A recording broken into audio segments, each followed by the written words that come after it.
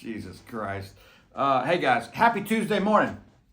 Had a great gig with the band last night at the Underdog. Many of you guys were there. Man, these Monday nights have been getting pretty spectacular. They're always packed. People are sitting right up front. It's like a listening room in there, but it's not. It's this funky, cool dive bar. And we go up there with the trio. We've got Young Tom helping us out. You know, we put the old Pro Reverb right behind me. Plug in a nice couple little pedals, and man, you know, we just start going, and it's a total blast. We're getting people from all over the world every week in there. The majority of the crowd's from out of town. They come and, you know, plan on coming on Monday nights, and it's just been absolutely incredible. The most fun I have playing ever is in that little trio at that bar, and we're looking forward to seeing a bunch of you guys in New York. Just, man, trying to ride the wave, trying to, you know, constantly dial in everything we're doing. Thank you guys so much for helping out with the tip jug. These contributions are much appreciated. I mean, you know, we do love it. We love doing these channels. We love coming up here and just kind of going off the fly and trying to shed a little light on what we're doing with the guitar. But it does take time, and sometimes we're not motivated, or you're running around and you're distracted, and you know, and so the contributions help stay inspired, keep focused, you know, keep motivated to keep helping. You know, of course, you know, we're doing this. I'm you know, doing lessons and all the online things, Artist Works, TrueFire, you know, the Rep Papa course that's coming out. I'm going to do my own course eventually.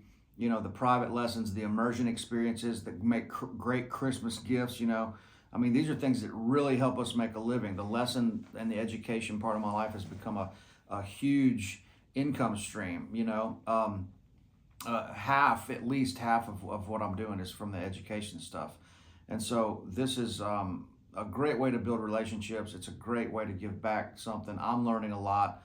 I'm constantly trying to dial in and hone in my teaching. I look at the comments. I try to tweak that and grow and learn how to be a teacher. So the contributions help. I've made it easy with a nice little super thanks you can do on YouTube now. If you click the three dots, it'll say contribute. You can do that. That'll show up, and it even shows up in the comments, so you get a nice, you know, little bit of credibility for that, and also a nice thank you. You also there's a link to my on my website where you can do a donation there, and so I put that in the links below. That's all easy to find. But guys, you know, the support really helps a lot, and I don't mean to come in talking about money or anything like that, but it does help. And so, man, that was a little piece that I did there. A little piece. It sounds like I'm in a fucking performing arts center, which I always tell the people at the Underdog, I'm like, look, if it gets a little too quiet in here, we're going to start pulling out our performance arts center lingo and start talking about, you know, why we wrote these songs and what key signatures they're in, which I would not know what those are. I don't know what the key signature is to this shit, man. Our drummer is such a badass, Jordan Perlson. He knows exactly what he's doing and plays with just a ferocious musical spirit that he's got, and so I don't have to really worry about anything. I just float on top of what him and Tim Marks do.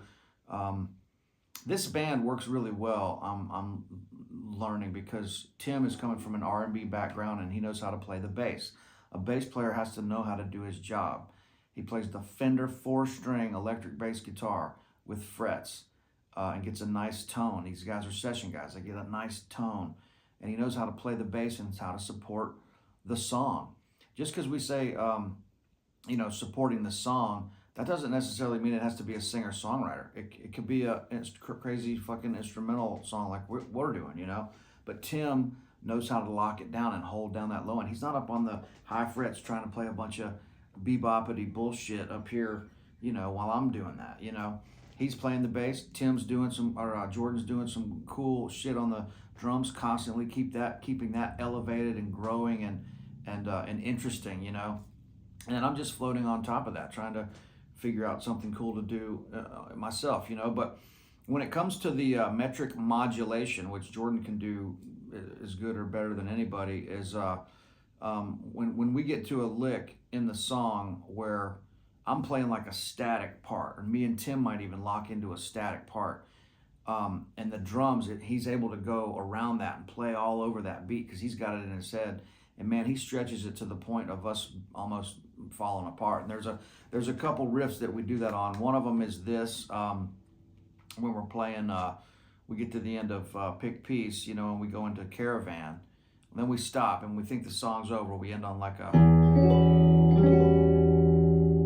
and then people start clapping and they think the song's over, and I go,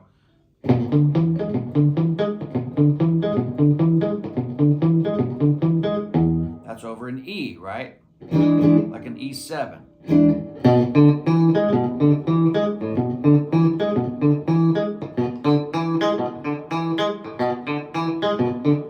Right? That's a lick that we just keep playing, and Jordan goes bonkers over that, right?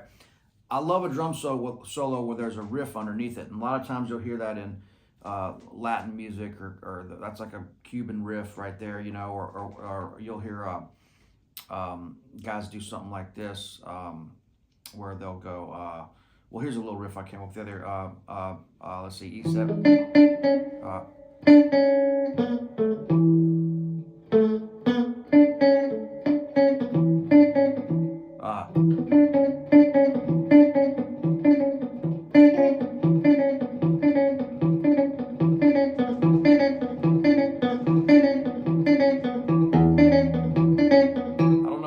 Let's see, like 1, 2, 3, 4.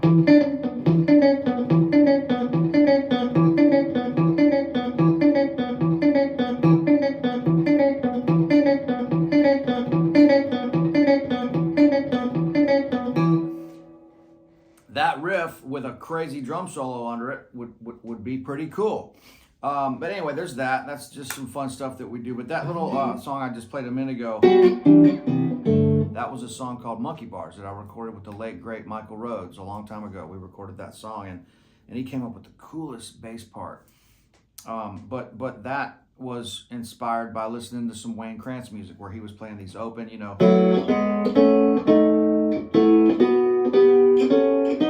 do these real,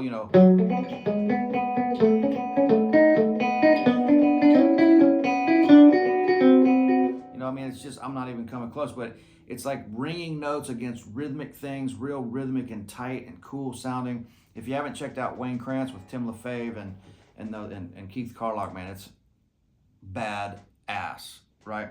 So I just came up with that little line. I was like, well, that's like an E minor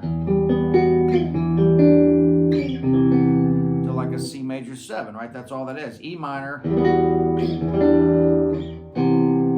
to a C major 7. Well, you can interpret that a lot of different ways. To a G.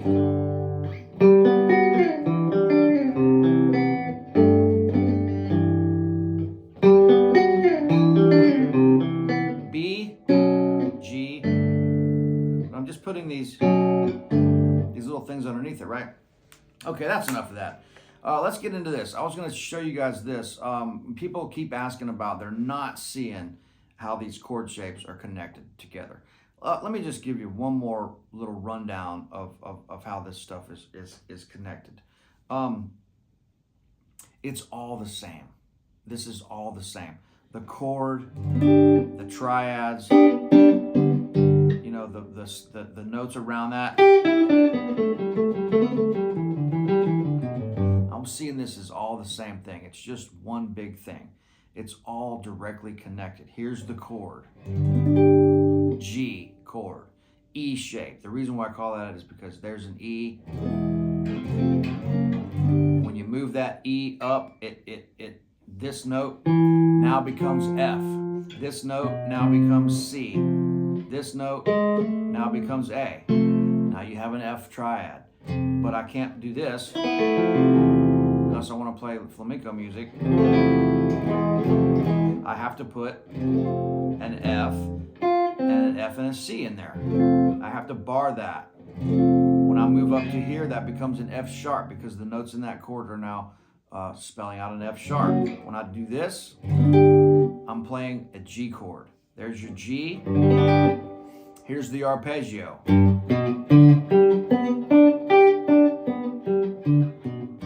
That spells out the chord. The notes in the chord played singularly in the proper hand position. Okay, so there's that. Then the pentatonic. Major scale.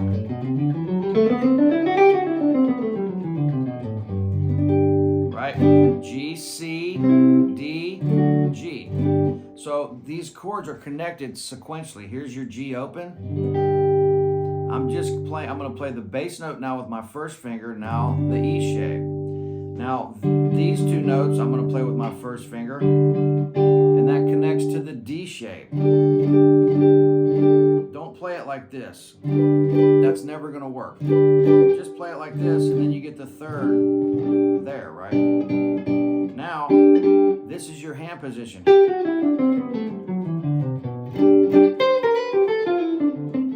Ah, shit. Shit.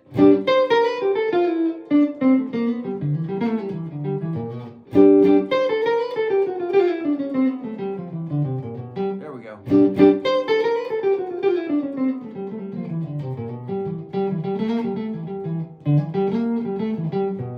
That's out of the D shape, right? Now you can see these two notes connects to the to the C shape.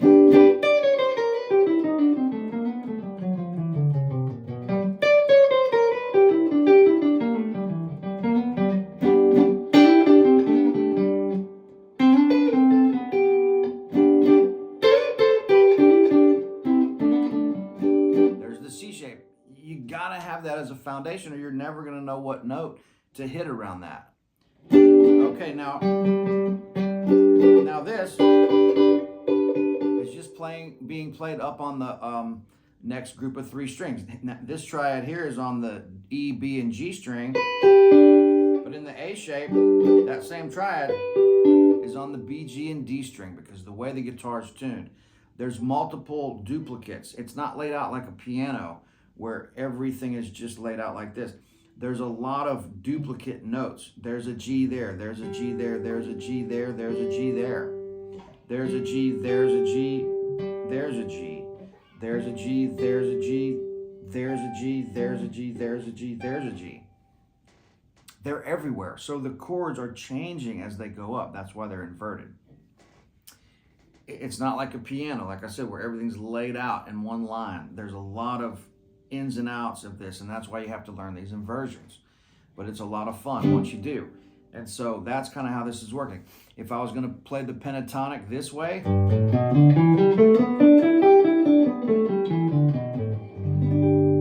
as soon as I play the pentatonic vertically, first finger, third finger, slide, then I'm in the D shape.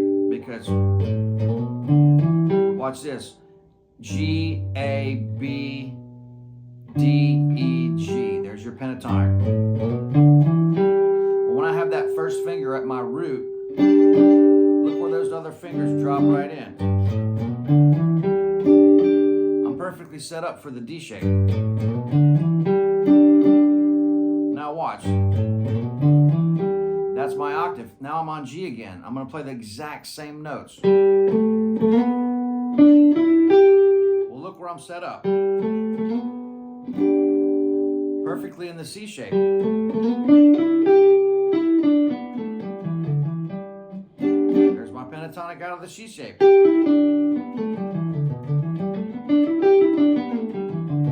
So it connects.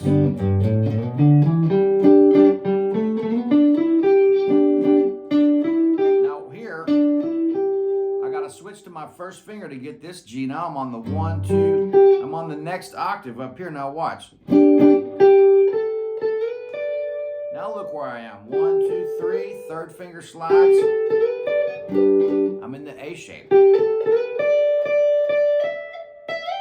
Guess where I am now? G shape. Watch.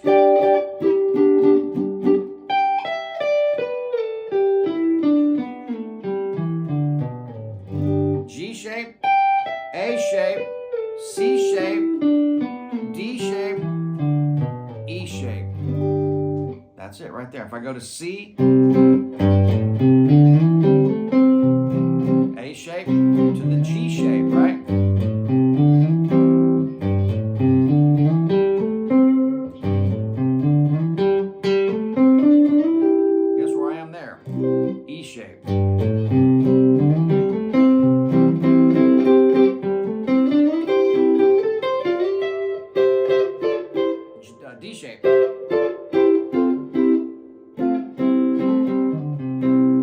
D.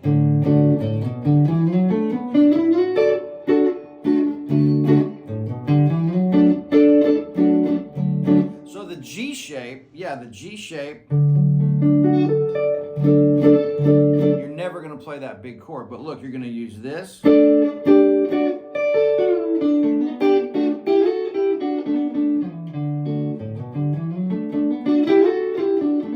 if I play this E-shaped D chord, and I just take the third and the fifth, this is all the scale.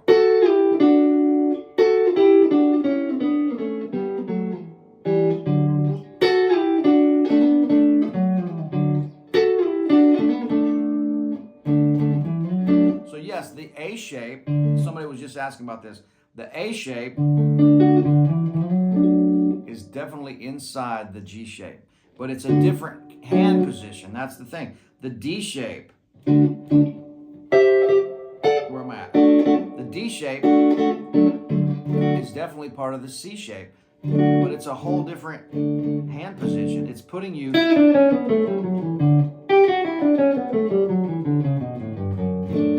right. If I'm in E, here's my D.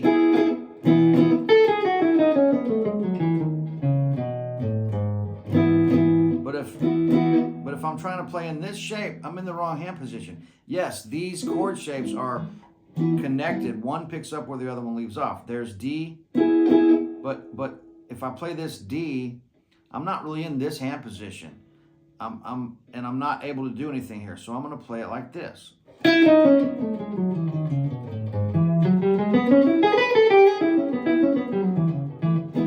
it becomes a C position, because if there was a capo there, you would just play a C chord like that, but you have to bar them. So this is all about the bar chords up the fingerboard. I hope that helps. Here's something fun. If you're in the G shape, say you're in the key of E, start moving these licks around. Look, here's the country lick in E, G shape. D. A. B. E. Go from the G shape to the A shape. Watch.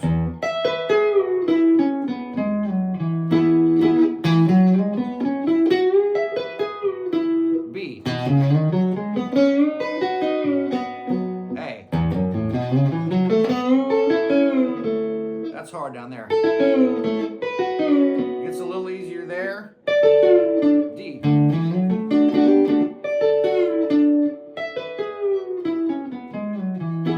Watch this. E to your 6 minor right here.